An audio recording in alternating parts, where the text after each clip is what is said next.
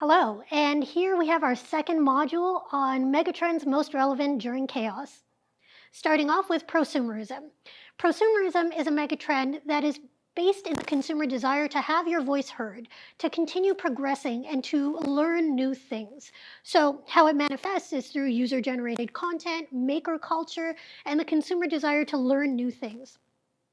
According to Namrata Murladhar, who's the director of marketing at LinkedIn Learning, using time in furlough to invest in personal growth and learn new relevant skills can help people maintain confidence and motivation. And we definitely saw quite a bit of that during lockdown. 40% of consumers were actively searching how-to videos during quarantine. Discounted class is an insight that shows how brands responded to this. Businesses are offering free or discounted virtual classes amidst the COVID-19 outbreak to help consumers feel that sense of betterment, to help them feel like they were building new skills. So to put it simply, prosumerism is about self-education, giving consumers a sense of self-control. How is your brand providing customers opportunities for growth? Now that takes us into our second megatrend and one of my favorites aside from Catalyzation, instant entrepreneurship. Now, instant entrepreneurship acknowledges that consumers want to be their own boss. They want full autonomy, but yes, they also want success. And so how that manifests is services making it easier than ever to conceptualize, fund, and launch a company no matter who you are, no matter what your background is. My favorite example of this is Me and the Bees Lemonade. Now that's Michaela. This is not a stock photo. She is literally the founder of Me and the Bees Lemonade. She started it at 9 years old. Very simple concept. She released lemonade that was sweetened with natural honey alongside a mission to save the bees. Now the product is distributed at Whole Foods, Kroger's, and I don't even think she has graduated high school yet. Now, I think that that's an interesting example from path dependency, but there are examples of instant entrepreneurship during chaos as well. What do all of these companies have in common? They were started in times of chaos, which proves that in times of chaos, people can become more determined, more resourceful, more creative, and more motivated to become their own bosses. That may be why we saw 125% increase in the Etsy marketplace just in Q2 2020 alone. Incremental entrepreneurship, however, is an insight that showcases ways to make this happen in smaller steps. Here we're seeing services that show actionable small steps to help consumers start businesses even if their plate is already full, even if they're taking care of a household and have a full-time job. So put simply, instant entrepreneurship is the desire to be autonomous, becoming much more pronounced in times of chaos. How will you prepare for the upcoming boom of small businesses? Next, we have curation, which is a phrase you're likely familiar with. Curation is a megatrend that looks at the consumer desire to only interact with products that are chosen for them. And so we see hyper-targeted offerings, services, subscription boxes, recommendations to simplify people's lives and take the guesswork out of the equation. A pretty extreme example is Morioka Shoten, which is a library in Japan that only features one book at a time. Now, well-executed curation is enabled by clear purpose, and I think this becomes ever more important during times of chaos. Now, this is something we see with curated coping. Here we see subscription boxes specific to crisis management and a sense of calm to help and support your average consumer. Now, we saw a similar example earlier on with simplicity, of course, but this shows a shift away from simple necessities to products that are curated to help people feel that sense of calm, to help people feel that emotional support. Now, curation is all about saving consumers the energy of needing to engage in guesswork. What is one small choice you can simply make for your customer? Now that takes us to hybridization. Hybridization is definitely an important one during chaos. It's all about the idea that lines are blurring as business models, products, and services are merging to create unique concepts and experiences to keep up with the increasingly unique needs of people.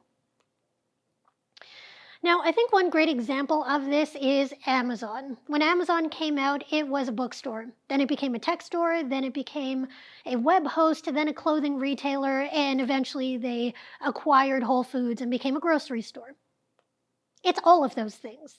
Amazon is the original hybridized company, and interestingly, during times of chaos, they've continued to do so by becoming a luxury retailer as well as a lifestyle brand with their aptly named Amazon Luxury, wherein you have a portal where you can keep up with what's changing about luxury brands, but also shop their products. Chaos calls for transformation.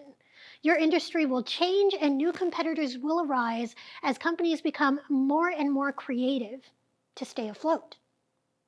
Now, one example of how this has already happened is with delivery acquisitions. Here we're seeing services that are typically just food delivery services acquiring other companies to expand that reach and pay attention to the new, unique needs emerging among the consumer set. Now, one example I want to spotlight because I think it calls into question what's considered essential during lockdown and really shows that sense of agility is Sephora and Instacart's partnership. Now, Instacart was typically a place to get your groceries delivered, which is unquestionably unessential. But the integration of cosmetics products, well, that kind of changes things. Hybridization is all about layering ideas to show adaptability when necessary. What's one outside industry you would like to tap for inspiration? Now, next up we have naturality, which ties to the consumer desire to leave no trace, to live sustainably. And so we see a call for sustainable products, including local, organic, recyclable, and pronounceable ingredients. Now, reducing carbon footprint during chaos has been an interesting push and pull over the past year. The reason why it appeals is because it's something good in dark times. Reusing is actually much more affordable. Retaining resources for the future provides that sense of hope. And most importantly, there was a single-use wave in the beginning of the pandemic that is coming to a close and that consumers want to sort of make up for. Reusable care is an insight that looks like this. Essentially, it's what it sounds like. Self-care products that reduce waste and prioritize convenience by highlighting reusability. And there are tons of interesting examples of this. We see refillable deodorants, we see tablet skincare products. Another example outside of self-care is fast food reusables, where we see QSR brands increasingly offering food in reusable containers. Naturality is the idea of protecting the environment to ensure a better future in general. How can you help your customer reduce their carbon footprint? And now we have authenticity, which is a megatrend that is pretty elusive, one that I'm asked about most often. Essentially, authenticity is the idea that what it means to be genuine and seem authentic is constantly shifting, because social media and a resistance to traditional advertising has consumers constantly redefining what that looks like. Now, for a time, influencers were seen as the standard for authenticity because they were seen as relatable. However, influencers aren't necessarily still relatable when their lives are aspirational and they're this fit, or they're this happy, or they're this wealthy, especially during times of crisis. The thing is, aspiration and crisis do not mix because people aren't living some sort of fantasy.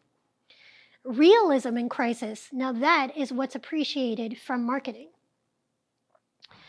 Personalized sharing is a great example of this. Here we see brands releasing apps that allow for more intimate sharing between friends, getting to the idea that social media is no longer just a place to show highlights of your life, but instead to really connect with one another. Ultimately, authenticity is about modern definitions of what's real, ever evolving. Here's a tough question. What parts of your brand are perceived as disingenuous and why?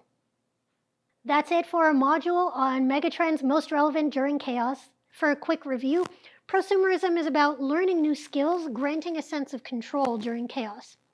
Curation is about making people's lives easier by removing the guesswork. Instant entrepreneurship is about chaos breeding creativity and ambition. Hybridization is about showing agility as a brand. Naturality is about sustaining the planet as a way to give a sense of hope.